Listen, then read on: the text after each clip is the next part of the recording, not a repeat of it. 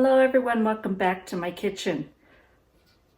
I need to make some chicken stock. I really am running low, but I also have some chickens that I harvested in my freezer. I need to start getting those put up.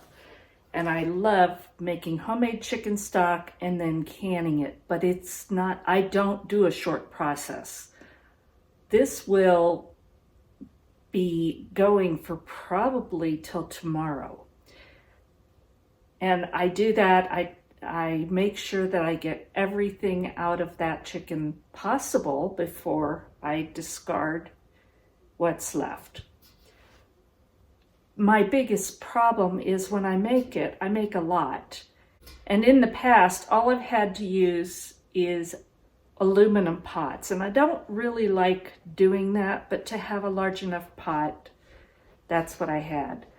So I got this 20-quart stainless steel pot, and I'm really excited to give it a try.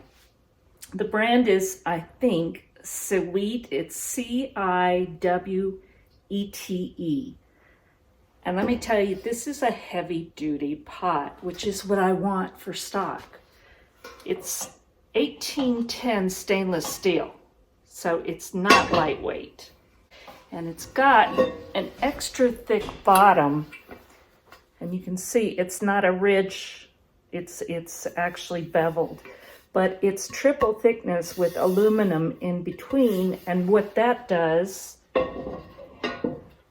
is it's even heat conduction, so it's really nice, but it's also pretty.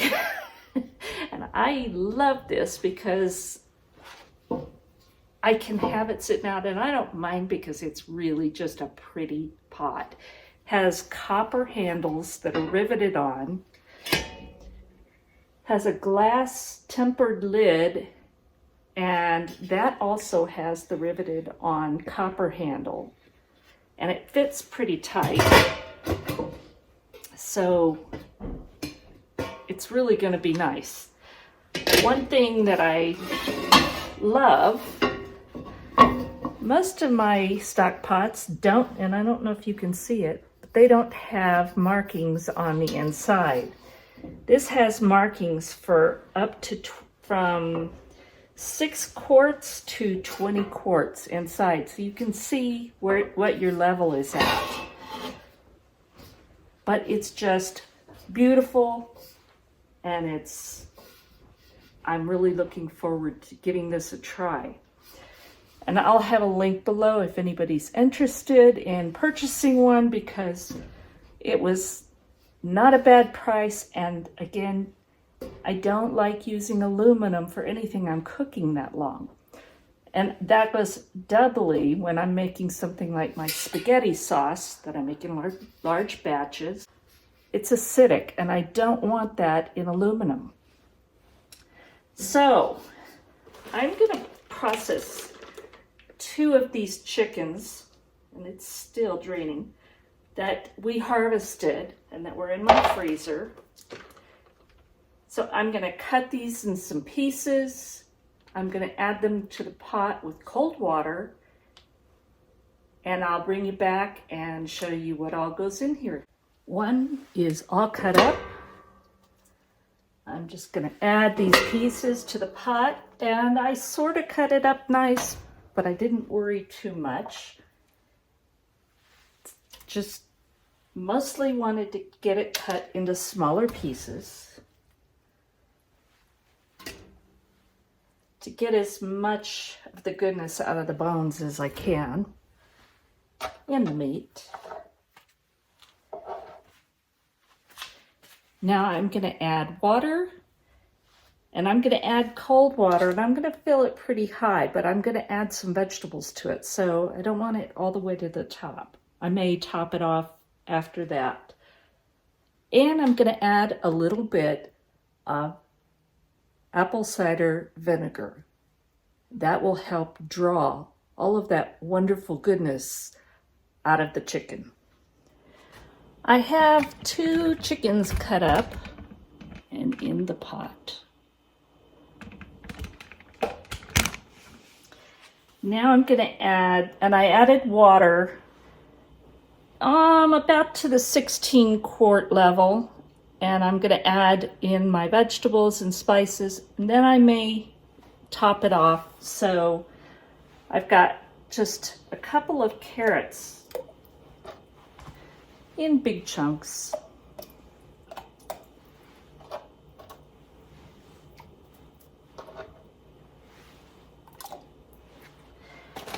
And I always keep this in my freezer. These are scraps from onions, garlic. There's maybe some celery, and I want to add some more celery. But the skins will give it beautiful color and flavor. So I just, anytime I'm cutting up vegetables, you can see onion tops, I'm just going to put a bunch of those in there.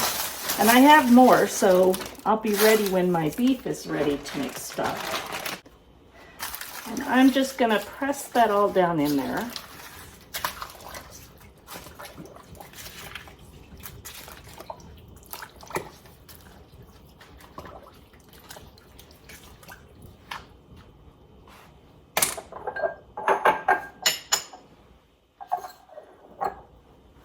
I'm going to add a small handful of peppercorns.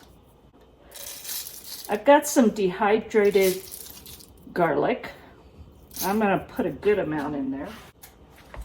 And I think I'm going to use 4 bay leaves. I'm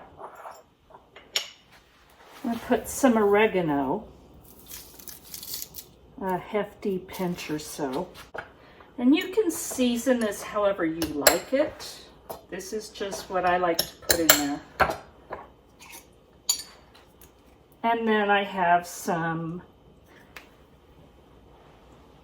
thyme leaves that I'm going to add also.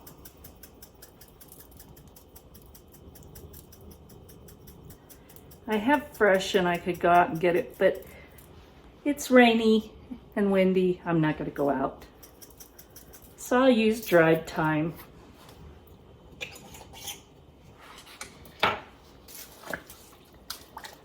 Push it all down. And then I have some celery that needs to get used. This is out of a friend's garden, and it is such a strong celery taste. It's really good. So that's going to add wonderful flavor too. Now I have this pot on low, and I'm going to keep it on low. I'm going to get it up to a simmer, and I think I'm going to fill it up to the 20 quart. But I'm going to put this on a simmer, and I'm just going to leave it and stir it occasionally. Now to this, I'm going to add some apple cider vinegar, and I like to use the Bragg's. You don't have to. It's what I like. And I'm going to put a couple of good glugs in there, probably at least a 1/4 cup, maybe more. And again, that is to draw all the good stuff out of those bones. And I have everything in here. That's the zucchini, just whatever scraps went in the pot. Now I'm going to top this up, maybe not all the way to 20 quarts, but we're close. This is going to cook down a lot, but I want to start out with quite a bit. So now I'm going to walk away. I'm going to leave this on low heat, bring it to a simmer, and turn it down to extra low if I need to, because I want this to simmer through tonight into tomorrow. Then I can get it all strained and jar it up. And I may save the meat and I may not. I haven't decided yet. Mostly, I just want this wonderful broth. So, I'll see you in a while. I decided to go ahead and remove the meat and keep it. And I returned the bones and the skin and everything back into the pot. And I'm gonna just let that sit in there and simmer all night. That chicken, I'm gonna divide up and vacuum seal it and put it in the freezer for casseroles or soup or whatever I decide to make. This has been simmering since yesterday midday, and it's now about 3 o'clock the next day. I covered it overnight and let it simmer all night covered, so it didn't lose a whole lot to evaporation overnight. But this morning I took the lid off and I strained out some of the vegetables and left the bones. There's a few little pieces of vegetables in there still, but not a whole lot. So now it's time to strain this, and I'm just gonna scoop it from this pan into my water bath canner, which is being made do because I need a large pot for this. So I'm just gonna scoop it out, strain it, and look at this color. Isn't that beautiful? That color is because of the onion skins. And it's got wonderful flavor. I decided to go ahead and add a little salt, not a lot, but just a little, just to give it some flavor. It's not enough to cause a problem if I use it for the dogs or something else. So I'm gonna get all of this strained. I had about 15 quarts, but that includes the bones that are in the bottom, so we'll see how much I get, but it's gonna be quite a bit. I'm gonna keep straining and we'll come back when it's time to put this in jars and put it in the can. I washed out the seaweed, hopefully I'm saying that right, stock pot. Now I put a rack and water in there, and I'm using that to keep my jars hot. And I have my pressure canner heating up. So I'm gonna get ready and start putting everything in jars. I'm gonna add just a splash of vinegar to my canner, which is just behind you. Just a bit. And I'm going to put just a little splash of vinegar in my water that I will use to clean the rims. Now the reason that I use the vinegar in my water is because I don't clarify my stock. I like the full flavor, and if it has fat in it, I don't get too worried about it. That fat will sometimes cause a jar not to seal if you don't get it completely clean on the rim. So I'm getting everything prepared and we're going to start filling jars. I'm going to take out a couple jars at a time and bring them over here to fill. And I'll move the camera so you can hopefully see what I'm doing. So I've got my hot jars, I have my funnel, my ladle. I love this huge ladle, and it's stainless steel. And all stainless steel means it's really easy to clean. We're going to fill these to 1 inch headspace, which is basically the bottom ring on the jar.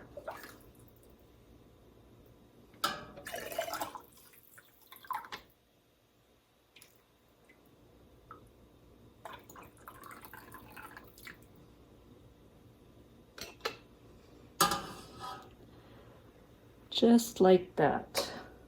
And that's warm.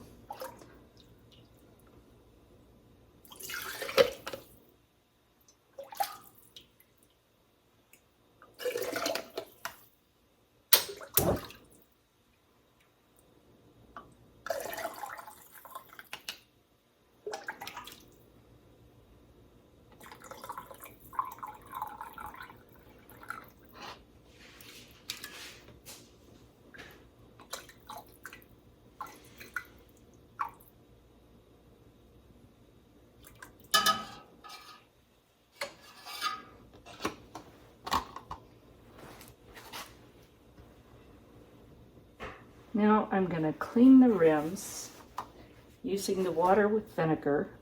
Some people say that the vinegar causes some of the lids to fail. The sealant, I have not ever had that happen, and especially when I'm using the Superb lids and doing something with fat in it, such as this, I'm going to use vinegar. So put on the lids, rings finger tight. Don't crank them, just spin it until you get resistance. I'm going to put these, and yes, it looks more like beef stock, but it's not, it's chicken. I'm going to put these in the canner and continue filling jars. So I've got all of the jars that I could fit into my All-American 930 30-quart canner. And that was 2 rows of regular mouth pints. And in the top I had just barely room for 3 half pints and 2 4-ounce jars. I could have put more 4-ounce, but I didn't have them handy. So those are in there. I'm gonna bring that up to full steaming out of the vent. Let it steam for 10 minutes. Then I'm gonna put the weight on, wait till it comes up to pressure, and then I will process.